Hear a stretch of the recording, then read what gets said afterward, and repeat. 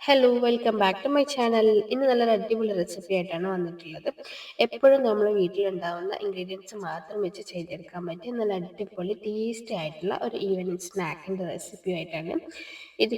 കുട്ടികൾക്ക് സ്നാക്സ് ബോക്സിലൊക്കെ കൊടുത്തു വിടാൻ പറ്റിയ നല്ലൊരു അടിപൊളി ഐറ്റമാണ്. അപ്പോൾ വീഡിയോ ഇഷ്ടമായിട്ടുണ്ടെങ്കിൽ ലൈക്ക് ചെയ്യാൻ മറക്കരുത്. അപ്പം നേരെ റെസിപ്പിയിലോട്ട് പോവാം. അപ്പോൾ ഇതിലോട്ട് നമുക്ക് കുറച്ച് പഞ്ചസാര പൊടിച്ചത് ആവശ്യമുണ്ട്. അപ്പോൾ അതിന് വേണ്ടിയിട്ട് ഒരു മിക്സിയുടെ ജാറിലോട്ട് 1/4 കപ്പ് പഞ്ചസാര 2-3 ഏലക്കായും കൂടി ചേർത്തിട്ട് നന്നായിട്ട് പൊടിച്ച് മാറ്റി വെക്കുക. ഇനി ഒരു ബൗൾ എടുത്ത് അതിലോട്ട് ഒരു കോഴിമുട്ട പൊട്ടിച്ച് ചേർത്ത് കൊടുക്കുക. ഇനി ഇതിലോട്ട് പൊടിച്ച് വെച്ചിട്ടുള്ള പഞ്ചസാര ചേർത്ത് കൊടുക്കുക. പഞ്ചസാര പൊടിക്കാത്തതാണ് ചേർക്കുന്നതെങ്കിൽ ഈ ഒരു സമയത്ത് ചേർത്തിട്ട് നന്നായിട്ട് ആ പഞ്ചസാര അലിയുന്നത് വരെ നന്നായിട്ടൊന്ന് മിക്സ് ചെയ്തെടുത്തിട്ട് വേണം ബാക്കി ചെയ്തെടുക്കാൻ. അല്ലെങ്കിൽ ഇതുപോലെ പൗഡർ ചേർത്ത് കൊടുത്താലും മതി. എന്നിട്ട് പിന്നെ ഇതിലോട്ട് 1/2 കപ്പ് അരിപ്പൊടി ചേർത്ത് കൊടുക്കാം. അരിപ്പൊടി വറുത്തതോ വറുക്കാത്തതോ നിങ്ങൾക്ക് ഇഷ്ടമുള്ളത് ചേർത്ത് കൊടുക്കാം. അപ്പോൾ 1/2 കപ്പ് അരിപ്പൊടിക്ക് 1/2 കപ്പ് തേങ്ങ ചിരവിയതും കൂടി ചേർത്ത് കൊടുക്കാം. ഈ 2-3 ഇൻഗ്രീഡിയൻസ് മാത്രമേ നമുക്കിതിലായിട്ട് മെയിനായിട്ട് വേണ്ട ഇൻഗ്രീഡിയൻസ് ഉള്ളൂ. അപ്പോൾ ഇതൊക്കെ നമ്മുടെ വീട്ടിൽ എപ്പോഴും ഉണ്ടാവുന്ന ഇൻഗ്രീഡിയൻസ് ആണ്. അപ്പോൾ ഈ റെസിപ്പി തീർച്ചയായും ചെയ്ത് വെക്കുക. പിന്നെ ഇതിലോട്ട് മധുരം ഒന്ന് ബാലൻസ് ചെയ്യാനായിട്ട് 1-2 നുള്ളു ഉപ്പും കൂടി ചേർത്ത് കൊടുക്കുക. എന്നിട്ട് ഇത് നന്നായിട്ട് മിക്സ് ചെയ്തെടുക്കണം. ആ മുട്ടയുടെ നനവൊക്കെ കൊണ്ട് തന്നെ നമുക്കിത് മിക്സ് ചെയ്തെടുക്കാൻ പറ്റും.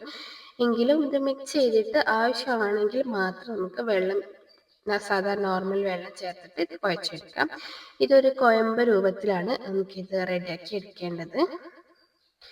ഇത് നമ്മൾ ഓയിലിട്ട് ഫ്രൈ ചെയ്യുന്ന സമയത്ത് നമുക്കിങ്ങനെ കൈകൊണ്ട് നുള്ളിയിടാൻ പറ്റുന്ന ആ ഒരു രീതിയിലാണ് ഇതിൻ്റെ ബാറ്റർ നമ്മൾ റെഡിയാക്കി എടുക്കേണ്ടത്. സ്പൂൺ വെച്ച് മിക്സ് ചെയ്യുക, അല്ലെങ്കിൽ കൈ വെച്ചിട്ട് നന്നായിട്ട് മിക്സ് ചെയ്തെടുക്കുക. നന്നായിട്ട് മിക്സ് ചെയ്തെടുത്താൽ മാത്രമേ എല്ലാ വശത്തും ആ പഞ്ചസാരയുടെ മധുരം കിട്ടത്തുള്ളൂ. അപ്പോൾ നമ്മുടെ ബാറ്റർ റെഡി ആയിട്ടുണ്ട്. ഇനി നമുക്കിതൊന്ന് ഡീപ്പ് ഫ്രൈ ചെയ്തെടുക്കണം. ഓയിൽ നന്നായിട്ട് ചൂടായ ശേഷം പിന്നെ ഒരു മീഡിയം ഫ്ലെയിമിലിട്ടിട്ട് നമുക്കിതിങ്ങനെ ഓരോന്നായിട്ട് ചെറിയ ചെറിയ പീസായിട്ട് ഇട്ടെടുത്തിട്ട് തിരിച്ചും മറിച്ചു വിട്ടിട്ട് ഒരു ഗോൾഡൻ ബ്രൗൺ കളർ ആകുന്നത് വരെ കുക്ക് ചെയ്തെടുക്കാം.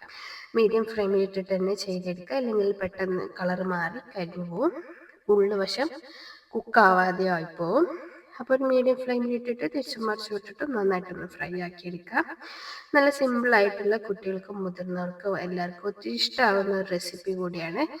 അപ്പോൾ ഇതുവരെ ട്രൈ ചെയ്യാത്തവരുണ്ടെങ്കിൽ ഒന്ന് ട്രൈ ചെയ്ത് നോക്കുക. എന്നിട്ട് നിങ്ങളുടെ ഫീഡ്ബാക്ക് അറിയിക്കുക.